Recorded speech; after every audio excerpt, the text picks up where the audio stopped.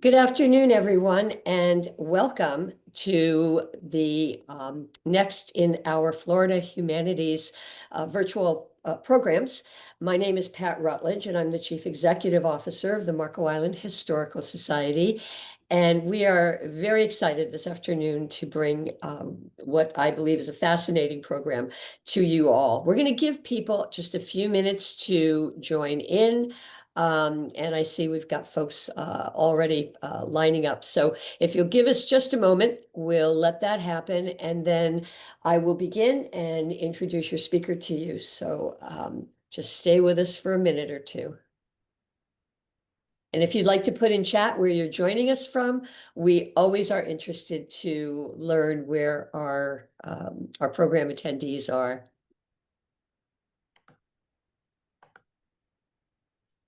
And for those of you that might be unsure, I happen to be on Marco Island, Florida. And Rodney Kite-Powell, our speaker, is in Tampa Bay, Florida. So we have Florida is well represented. All right, we'll go ahead and get started. And then other folks, will join us if they can.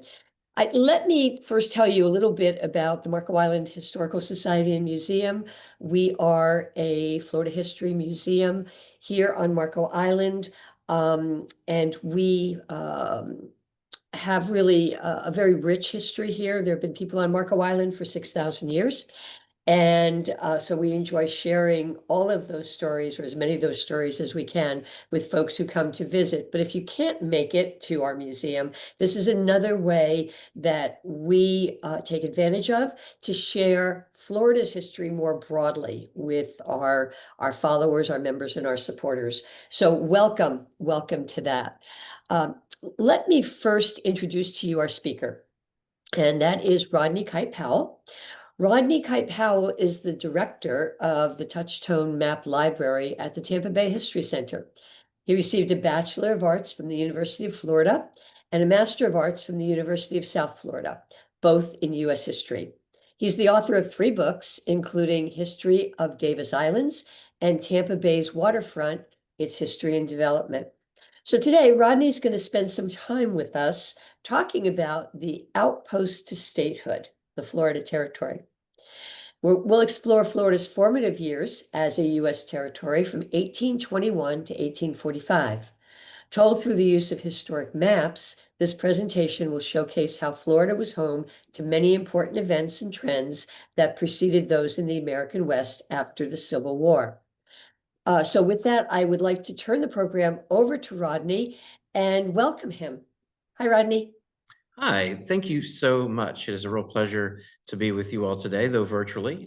It's the wonder of technology that we all get to do these kinds of things from the comfort of our offices, in the case of me here in Tampa, or your offices, your homes, or wherever you all might be.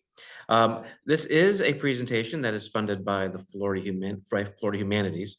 So in addition to the slide that you all are seeing here, I do need to read this bit here for them, and then I will read a similar thing at the very end of the presentation. So if you just pardon me while I read this, because I don't have it committed to memory.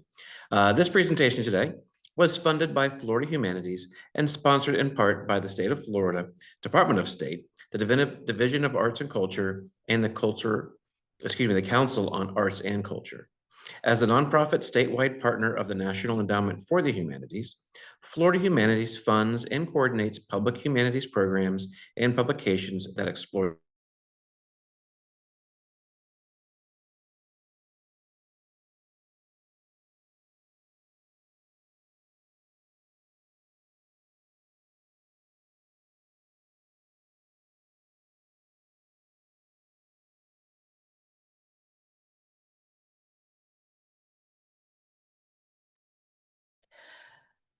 Rodney, I'm going to jump in. I'm not sure if you can hear me, but your connection has actually Florida frozen. Humanities has awarded.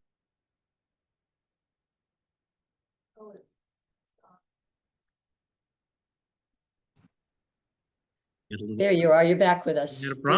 You're freezing a little bit on us. Oh, sorry about that. Let me share and get back to where we're going. I'm in a bit of a bunker here, but it's usually our stuff works really well. Okay, now can everybody see me and hear me? I hope so. Okay, so I can see you and hear you. wonderful. So again, this is Outpost to Statehood, a history through maps of the Florida territory. So Florida became a U.S. territory in 1821, and that's again a very simple statement that hides a lot of detail. The one thing I wanted to be able to show everybody was what the United States looked like in 1821. And the important thing is really to realize is how small the United States was at that time.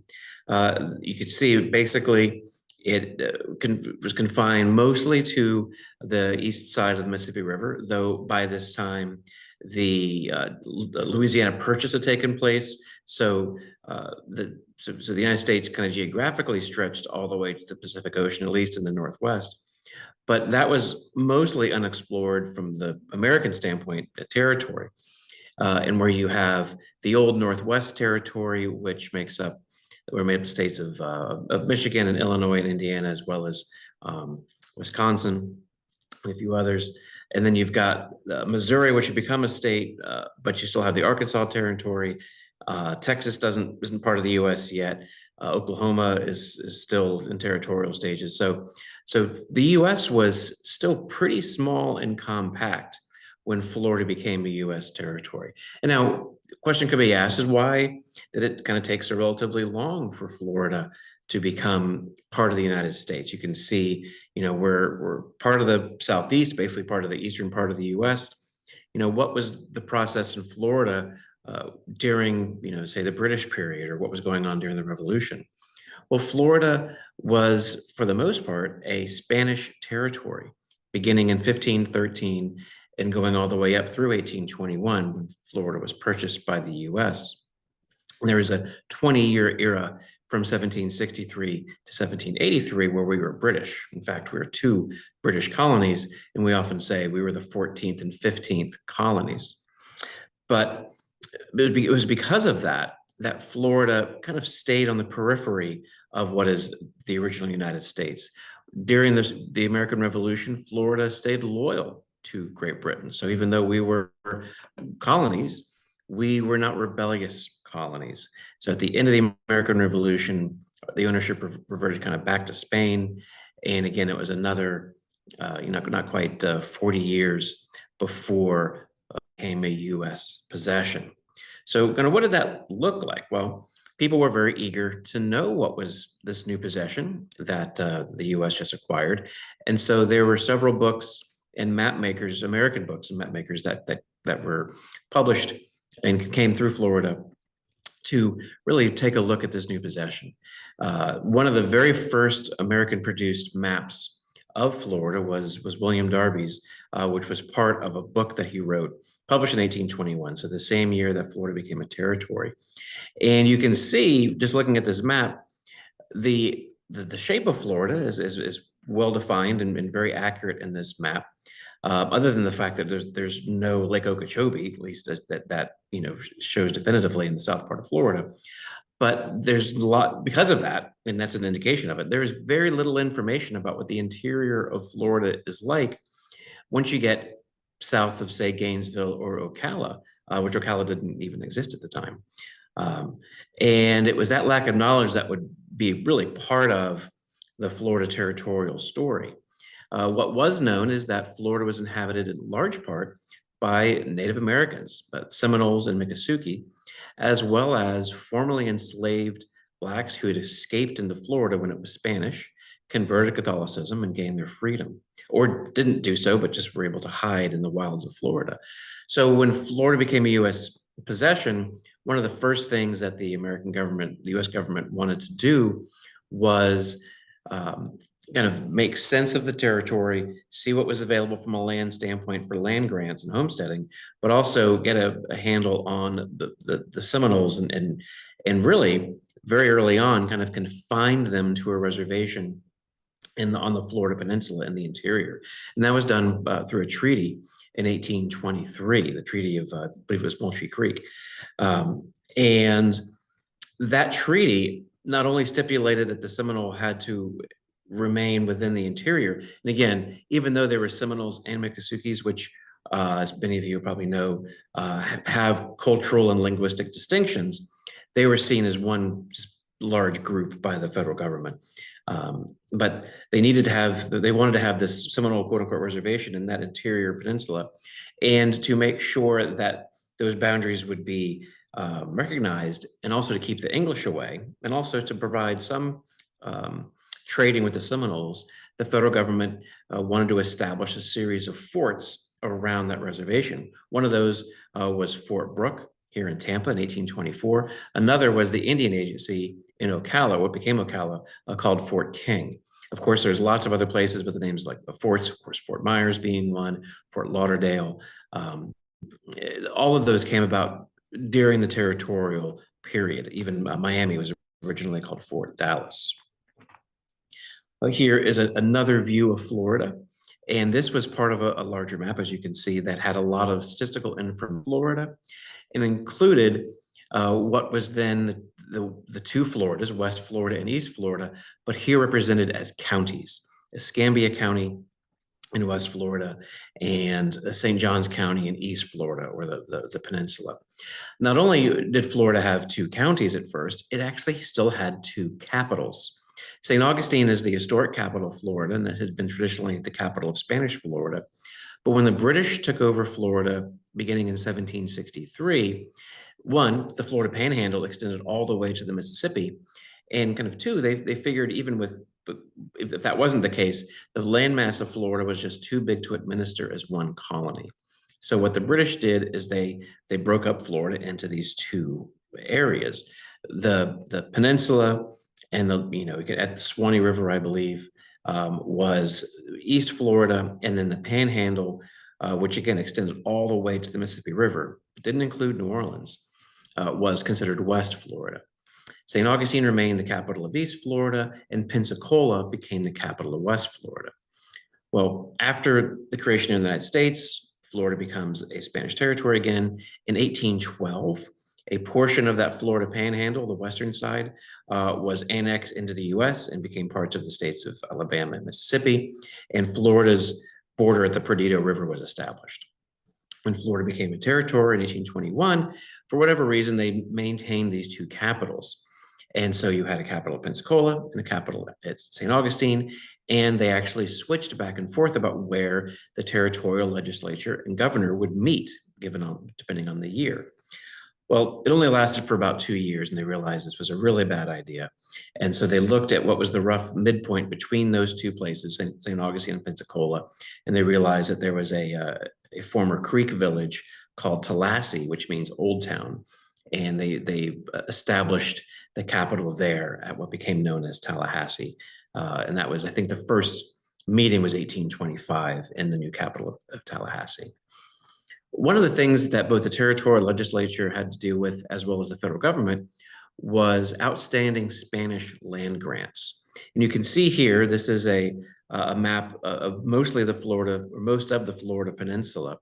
And if you look, you'll see a yellow outline area that starts north of Tampa Bay and goes over to, looks like the St. Johns River, and then down to Lake Okeechobee, and then around through Chatham Bay. That whole section of land, almost all of West Central Florida, was part of a land grant by the King of Spain to this guy named Richard Hackley. And that land grant, and a few others like it, took place during the negotiations between the US and Spain for Florida. Well, the American agents in that negotiation began to hear about these land grants that the King of Spain was making, and they realized if they allowed those land grants to remain, then there wouldn't be a whole lot of Florida left to parse out and give to homesteaders and encourage a lot of movement, and you'd have just a few private landowners owning huge chunks of the territory. So they convinced the King of Spain to basically nullify all of his land grants that he'd given after a certain point in time. I believe it was May of 1819. And the Hackley's grant was one of those. But Hackley didn't seem to care. He came into Tampa after Florida became, or was Tampa, downtown Tampa. After Florida became U.S. territory, he built a home and he wanted to establish his rights to this huge chunk of land. Well, he was away in January of 1824, getting supplies and kind of getting, some more things to bring here. At that same time, Colonel George Mercer Brooke and 104 or so members of the 4th Infantry arrived on the shores of Tampa Bay, came up towards downtown Tampa, and established a military fort, again called Fort Brooke. When Hackley came back, he realized what had happened. Brooke told him what had happened. So Hackley sued the federal government over this land grant. This is again 1824. That court case wasn't finally dismissed in the U.S. government's favor until 1904 by the U.S. Supreme Court. So it was an 80-year process to kind of finalize that Hackley did not have, in fact, grants to this kind of land, which was very important, certainly by 1904, because there were a lot of people living in that area who owned a lot of property. And so it was a proper judgment, but certainly a fortunate one from the federal government standpoint and from the citizens of Florida's standpoint. So thinking about Florida at this time, even though there was all these things going on with Hackley and Central Florida, basically most of the new American settlers coming into Florida lived in the Panhandle or lived in what was called Middle Florida. And that's not Central Florida. It really is the area from Tallahassee to about Gainesville. So that kind of middle section of the northern part of the state. And a lot of these folks came from Georgia and South Carolina. A lot of them brought enslaved people with them. And you had the beginnings of a plantation economy. A lot of new counties were being created during this time as well. So you see this map from 1827 has several new counties established. Escambia County, which is now where Pensacola is, has reduced to its modern size. Then you have the creation of several others, including Leon County, which is where Tallahassee is. And you can see the others here in this map. It also, though, features Pensacola as the primary town, even though Tallahassee was already the capital. It wasn't really an important place other than every couple of years when the legislature met. It was towns like Pensacola and St. Augustine and even Key West that were more important than Tallahassee or, say, Jacksonville, Miami, or Tampa, as we would see today. This is a very important and very rare map. The condition, unfortunately, is not that great, but given its rarity, it's still a really, really important map. And this is the 1829 Isham-Searcy map of Florida. This map in real life is called a wall map, and it's quite large. It's about 3.5 feet wide and close to 5 feet tall. And if you look closely at the North Florida section, you'll see a bunch of squares kind of overlaid on the map, and you see some stronger lines. That's the beginning of the township range and section surveying work that was done in Florida. Tallahassee was kind of 0.0, and everything east of that was given an eastern designation for the range. And then the north and south of that, of course, was the townships. And of course, west would be the western range. But that's how they began to survey and then be able to parcel out the land in Florida. And it made, of course, sense to start in Tallahassee. But it took a very, very long time to get even into middle Florida, much less what we consider central and south Florida. Isham-Searcy was one of two main surveyors under a man named Robert Butler, who was the Surveyor General of Florida. And it was those, it was those two surveyors and their assistants whose task it was to survey the entire Florida territory. Incredibly grueling work, pretty dangerous work early on, but very, very important work. Searcy also was the person who laid out the town of Tallahassee, and that's the inset of the lower left. It's a little faded here. You can actually go to the Library of Congress's website, and our website as well, and see this map. I only suggest Library of Congress because their copy is a bit more vibrant. But if you go on our website, you can find this map as well. Most of our map collection is available online. So you can pull this up and zoom in, and you can see that early survey and layout of Tallahassee. And you'll see how similar it is to today's downtown part of Tallahassee. There's really not a whole lot of changes that have been made over the past 200 years in that city, at least to that section, I should say, of the city. And here is that instead of Tallahassee blown up a bit.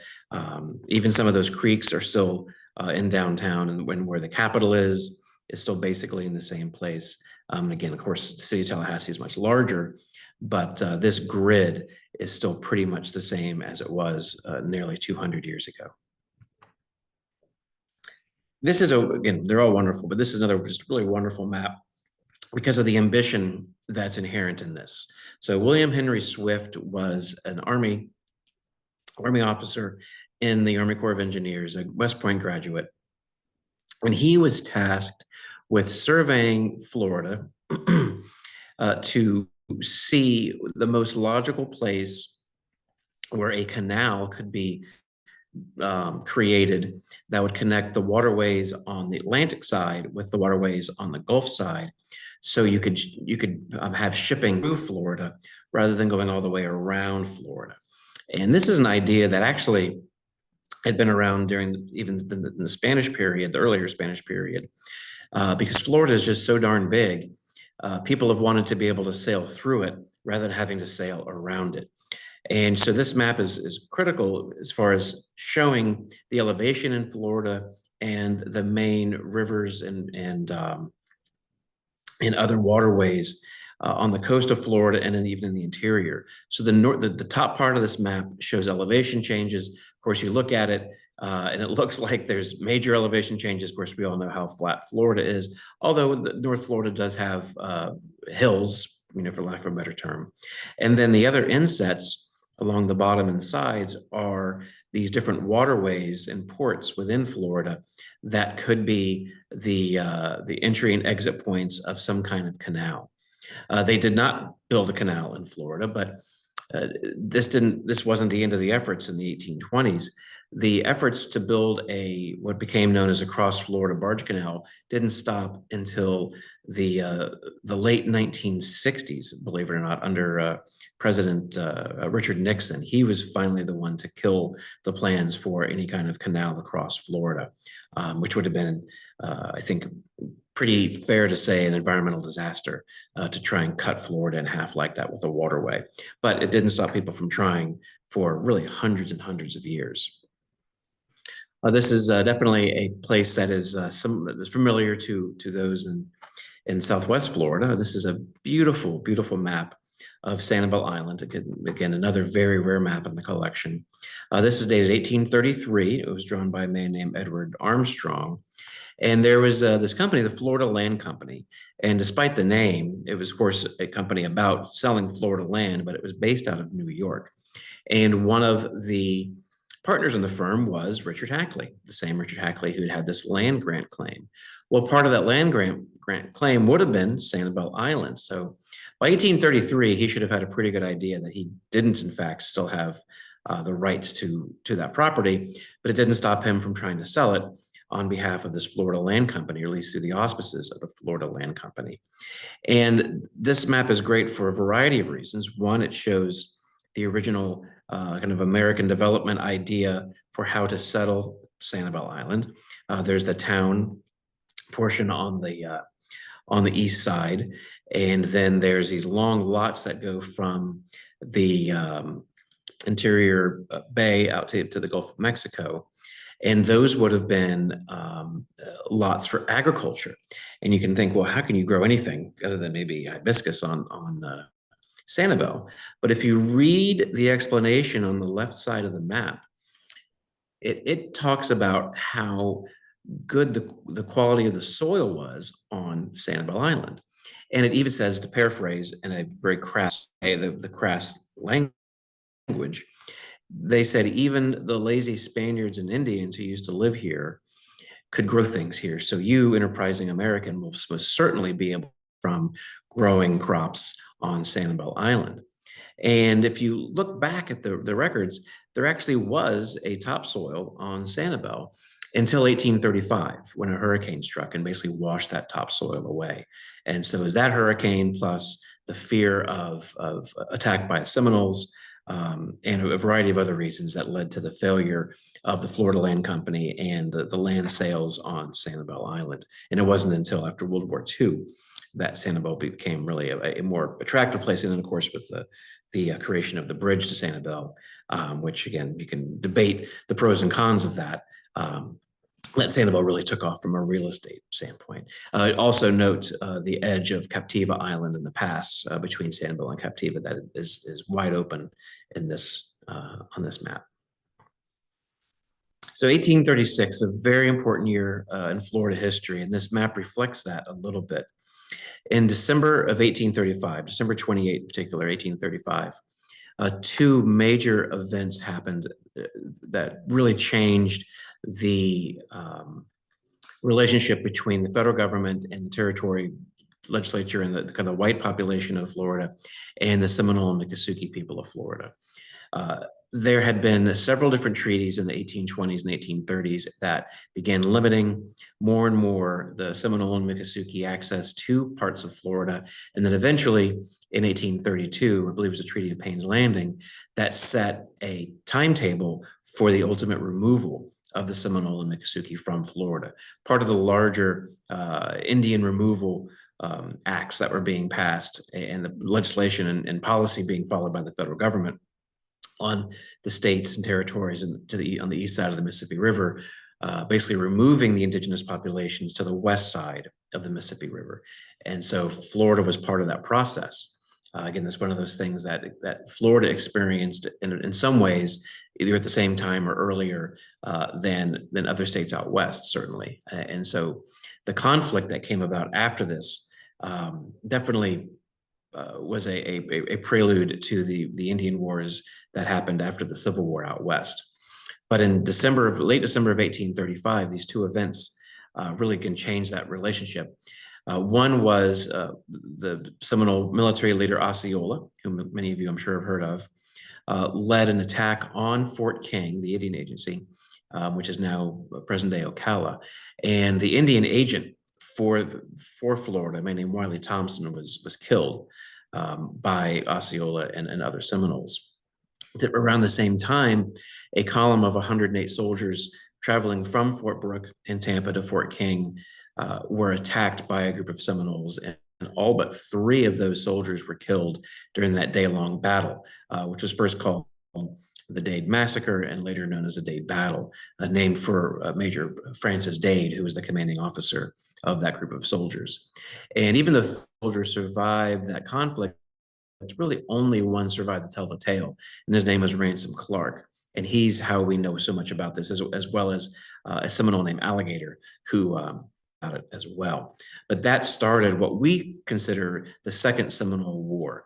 The Seminoles themselves really kind of consider almost the entirety of the 19th century as being an era of conflict with the federal government. So they don't really consider them broken up into different wars, but generally historians have broken them up into the first war, which was really in the Panhandle that occurred before Florida was a territory, included Andrew Jackson capturing Pensacola, which was again a Spanish city at that time, and then the third war, which took place really in Southwest Florida for the most part in the Everglades. And in large part around Fort Myers. But the second war, which went from 1835 to 1842, was a really major conflict for both Indian removal, but also for the re-enslavement of Blacks who were living among the Seminole, living in the interior of Florida. Fort Brooke here in Tampa was the headquarters for that war, and there were a lot of important figures came through the area as well. And you can see here on this map, what had been the Indian territory in the middle of the state had become chopped up into counties. And Hillsborough County, which is where Tampa is, was kind of one of the larger counties created out of that. You also have Monroe County created out of that, and then the unfortunately named Mosquito County, which was later changed to Orange County, again, is part of all of that territory. This is an example of the reaction in white newspapers to the Dade battle. You see very graphic representation of what had happened and other kind of quote deprivations that were happening on the hands or at the hands of the Seminole Miccosukee. If they were Seminole newspapers, they could have printed very similar things about white depredations upon the Seminole Miccosukee and their villages. And so there was kind of plenty of conflict on both sides of the issue.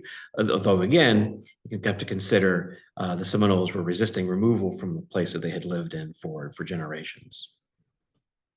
This is an image of Osceola, a very common George Catlin image of him.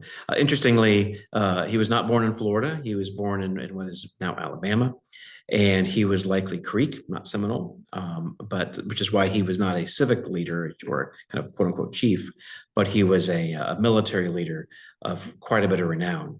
So much so that even though he was feared and he was kind of, again, the quote unquote enemy, he was respected enough to have these portraits made of him, to have a county in Florida named after him, and continue to kind of enjoy a high level of respect to this day. Again, mentioning the interior of Florida, as the U.S. Army had to begin fighting a war in Florida, the engineering corps and others were really trying to figure out how to map Florida and what was in the interior. There was a great quote by a general said, in spite of the fact that we have engineers and surveyors and all these other people, we know more about the interior of China than we know about the interior of Florida. And he wasn't too far off, at least from the U.S. government perspective. To counter this, the War Department issued this map, the Theater of Operations in Florida, and the note in the upper right says basically to the officers that are being issued this map, as you notice things that are not on this map, towns, villages, other geographical features, geological features, creeks, lakes, things like that, note where they are on this map. And once you have a few things added to it, send it back to the War Department so we can make more and better maps. And that's exactly what they did. They continued issuing maps of Florida throughout the Seminole Wars as they learned more information. Again, you can see there's no Lake Okeechobee on this map. And there's really not a lot of information about the interior or even some coastlines in this map. So there was really a incredible lack of knowledge of Florida in 1837. General Zachary Taylor was one of the generals who was part of the military effort here in Florida, of course, later became president of the United States. He was stationed at Fort Brooke for several months, and it was he who was kind of credited with winding the Second Seminole War down to its conclusion. It did end in 1842 with the removal of all except about 800 or so Seminole Miccosukee who had sought refuge in the Everglades. The U.S. government could declare a victory. Many Seminoles were either killed or removed to Oklahoma and the Indian Territory out west. But again, enough of those tribes were left so they could survive, again, which we know well today. Both Seminole and Miccosukee tribes are surviving, and one could say even kind of thriving, given the circumstances. Mentioning Fort Brooke, this is what Fort Brooke looked like here in Tampa in 1838, kind of at its largest. There were about 1,000 soldiers who were stationed here at that time. Right, the view that you would see today is all downtown Tampa. There is nothing left above ground of Fort Brooke. You could come here to look for it and you won't find it. There are, of course, several historic markers, lots of archaeological survey work done. So there's a lot of artifacts that have been found, but there's no physical evidence of the fort from what it looked like that's still standing. It is completely gone. Part of that actually happened in 1848. A really strong hurricane made landfall in the Tampa Bay area and either destroyed or damaged every building in Fort Brooke and in the little town of Tampa. And so that did quite a bit of the work of kind of washing away what Fort Brooke looked like. And then, of course, later development did the rest. This is a view of that fort. Notice the oak trees growing literally out of the roofs of the fort. Colonel Brooke directed his men to build their barracks around those oak trees as a way for them to stay cooler in the summer months. Of course, the oaks would provide a lot of shade for those barracks. 1839, you have more federal mapping. This on behalf of the Postal Department. David Burr was the head of the mapping section of the U.S. Post Office, and so he created a map of, as you see here, post offices, post roads, canals, railroads, and etc. In 1839, there were no railroads in Florida. The first railroad would be built in the 1850s, connecting Fernandina near Jacksonville with Cedar Key. That railroad was supposed to terminate further south on the West Coast, but Florida Senator David Levy Yulee had a lot of property in the Cedar Key area, so he was able to encourage the Florida Railroad to bring their railhead to Cedar Key, which was a very important port in the 1850s and 60s, as well as a place where they were manufacturing pencils with all those cedar trees. And you can see a lot of just open space in the interior and in South Florida. Hillsborough County is that pink bit kind of in the middle of West Central Florida, but it also included the yellow portion to the south. That would become Manatee County several years later, but it was still part of Hillsborough at this point. And then you can see all of South Florida is Monroe County. Dade County had not quite been created at this point. And here we are looking at the South Florida area in particular. And this is 1842, right at the end of the Seminole Wars. If you go on our website and you pull this map up and you can zoom in, you'll see the notations of Seminole towns and trails that are all in the interior of the Big Cypress Swamp and the Everglades. This was an area that was deemed by the U.S. government and the Florida Territorial Legislature as kind of quote unquote uninhabitable. So they didn't mind the Seminoles living there. Whoever would live in there, they were okay with, because they never really thought that they would need that land. And in fact, it wouldn't really be utilized by anybody other than the Seminole and Miccosukee until Governor Napoleon Bonaparte Broward instituted the drainage of the Everglades at the turn of the 20th century. And then with the creation of the Tamiami Trail in the 1920s, really began to bring a lot of non-native people into the Everglades. But that is 80 years in the future from when this map was made. We have here a full map of Florida in 1842 and showing the end of the Seminole War. You can see it is beginning to really kind of creep down the peninsula a little bit. You've got more township range and section squares having been surveyed. More roads are all shown on that map, but then once you get, again, just north of a line between, say, Tampa and Cape Canaveral, those settlements begin to lessen, and you have really more coastal settlements and not a lot going on in the interior. 1842 is not only important because it is the recognized end of the Second Seminole War, it also, and not by any chance a coincidence, also was the year that the US Congress passed what was called the Armed Occupation Act. And that basically stated that any white citizen, any white male, 18 years and older, or any head of household, man or woman, if they go through the homestead process, land grant process, they can obtain 160 acres of land. And as long as they occupy that land for 5 years, they grow crops on it, live on it, and maintain it, at the end of that 5 years, they'll be able to keep it for free. And the idea was that they would defend it, even in a militia style way, from incursions or attacks by the Seminole and Miccosukee, which is the armed part of armed occupation. It was basically a way for the federal government to give away land in Florida to white settlers to, in their hope, kind of flood out or push out any remaining Seminoles. And there were stipulations about where this land could be granted to. It couldn't be in established towns. It had to be far enough away from towns and established villages that it would really encourage that settlement further and further south. So places like Tampa, Bradenton, Sarasota, then going down to Fort Myers, all those areas, on the East Coast, you think about Jupiter, Fort Lauderdale, Fort Dallas, and then of course the interior, what became Orlando and Lakeland. Places like that, all were ripe for this kind of development.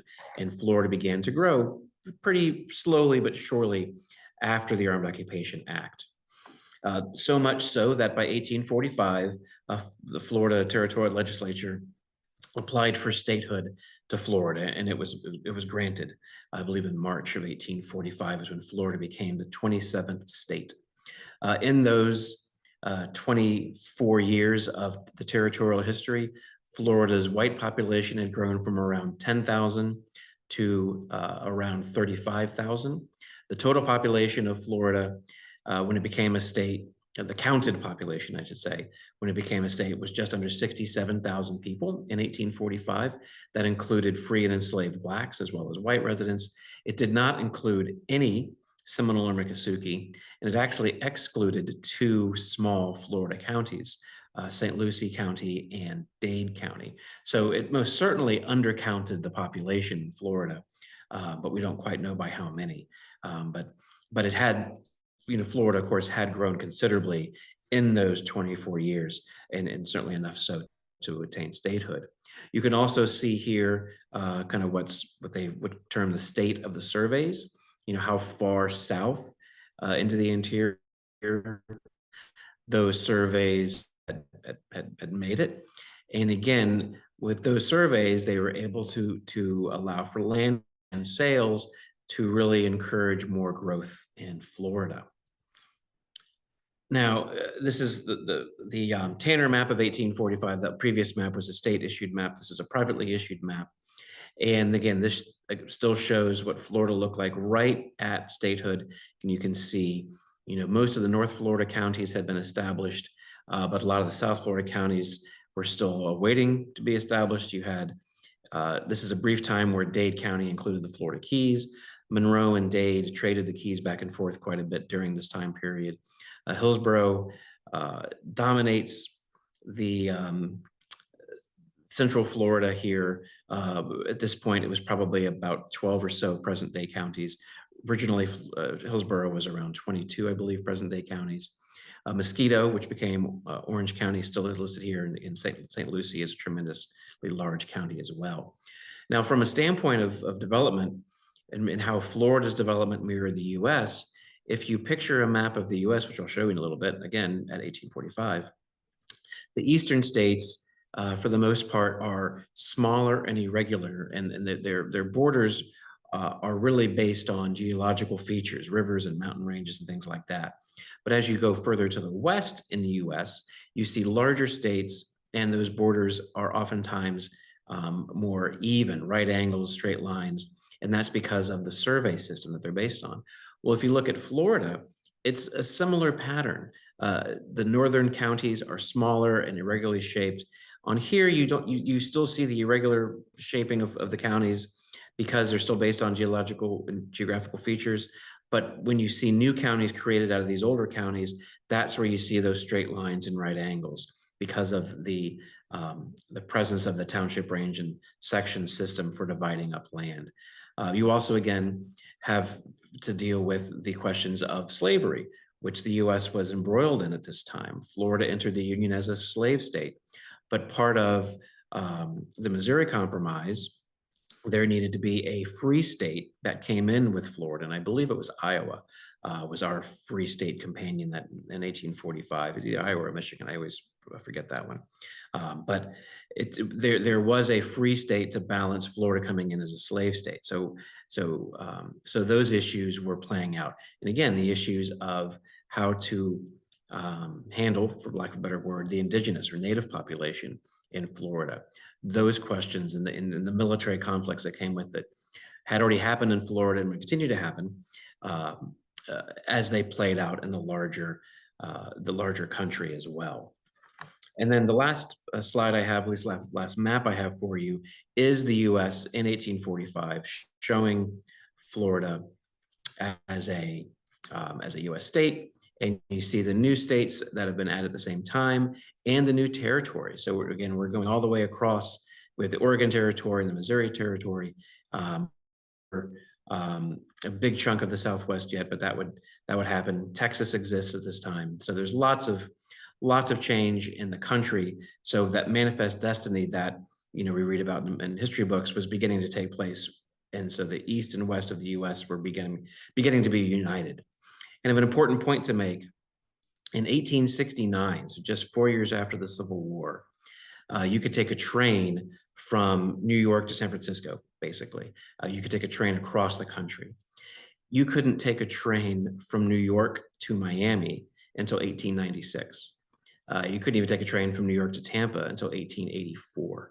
So you could go across our country by rail before you could go into the interior, or at least the kind of middle reaches of Florida, by decades. So we really were a frontier even after the Western frontier had largely been conquered. And that remained so for in large part until after World War II. Of course, the 1920s land boom did a lot to develop Florida, but it was really after World War II that Florida started to become the state that we now all know and love. And with that, I do want to thank everybody. I want to do my last spiel, but then I'm happy to answer any questions that might exist. But you see here some information about the Florida Humanities, the speaker series. You also see our website there, tampabayhistorycenter.org, and that's where you can see the maps that I showed on display here, plus lots and lots of others. I will say that the US maps that I used at the beginning and end of the presentation are from the Rumsey Map Library at Stanford University, California, one of about a dozen cartographic centers in the country, including the History Center's Touchton Map Library. So I wanted to make sure that I got a shout out to them as well. And then I do want to read this last bit and show this last slide before we get to any questions that you all may have. I do want to say thank you for your time and attention, which is sincere. I do thank you for that. This presentation today was funded by Florida Humanities and is sponsored in part by the State of Florida, Department of State, the Division of Arts and Culture, and the Council on Arts and Culture. Florida Humanities appreciates feedback about your experiences today. Follow the link on the screen, as you can see it right there, or complete a survey card, which I don't think you all have access to, but if you look at the link, you can go there with your thoughts about the program. For the latest information and to find other events near you, we encourage you to sign up for Florida Humanities newsletters. So I will leave this up so you all can see the survey, but I'm happy to answer any questions that you all have. Rodney, thank you so much. What a fascinating journey. I love history very much, but I've never had the opportunity to hear a story told almost exclusively through the use of maps. I just have a question about you personally. When did you fall in love with maps? That's a great question. So I've been the curator of the History Center since 1996. I started here in 1995, so it's been quite a while. But in 2013, we did an exhibit commemorating the 500th anniversary of Ponce de Leon's arrival and a naming of Florida.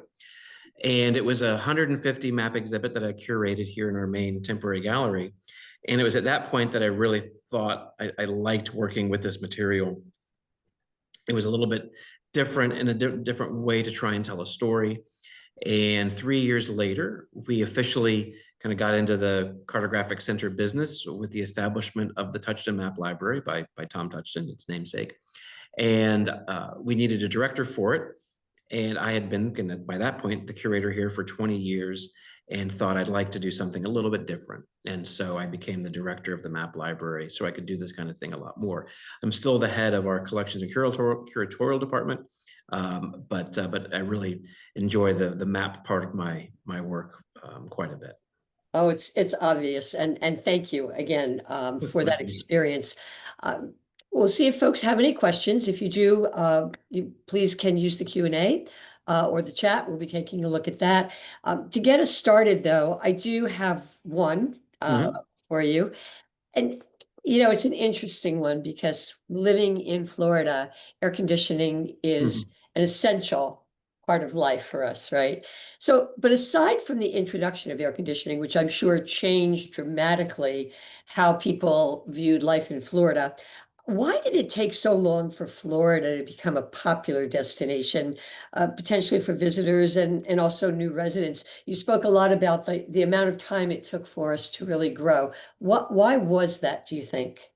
Well, I think a big part of that is transportation. Again, mentioning how we could go from east to west in this country, Yeah.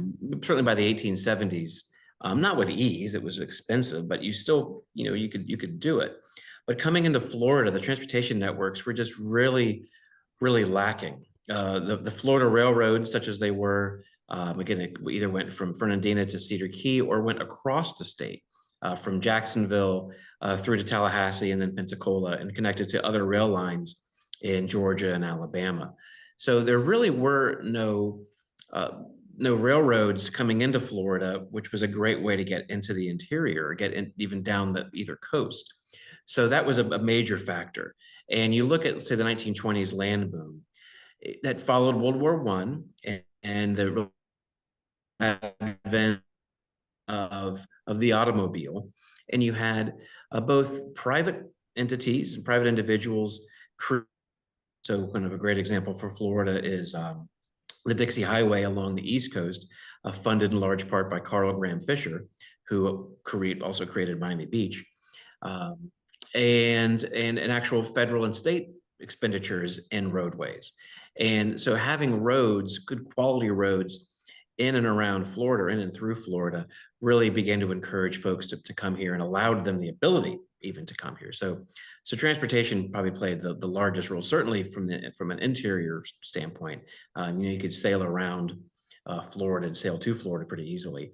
But for an example, when the railroad finally made it to Tampa, the growers around, the agricultural workers and everybody around the area could ship things to the northern markets in a matter of days versus a matter of weeks, and that alone was able to increase their profits because there was less spoilage, and so they were able to sell more. So that was a great boon to the agricultural industry. So transportation is a really big part of it. It's so interesting because we are about to open, actually today, a new exhibit in our temporary exhibit gallery, the Sandlin Gallery. And the title of the exhibit is Marco on the Move. And it's the story of how transportation back to the time of the Calusa actually built Marco Island, the Marco Island that we know today. So you are so very correct when you talk about the importance of transportation to Florida, regardless of the part of Florida. Well, I just want to say thank you so much on behalf of the Historical Society of Marco Island. I do want to tell our attendees that you will receive an email with a survey link as well. So if you haven't had a chance to make note of it, when you get the email, Florida Humanities, Rodney, and I would greatly appreciate it if you take a few moments to just tell us what you thought of our programs, because we want to continue to bring the stories of Florida's history to you. And with that, I thank you all. And Rodney, thank you so much. Have a great rest of your day. Thank you all so much. I really appreciate it.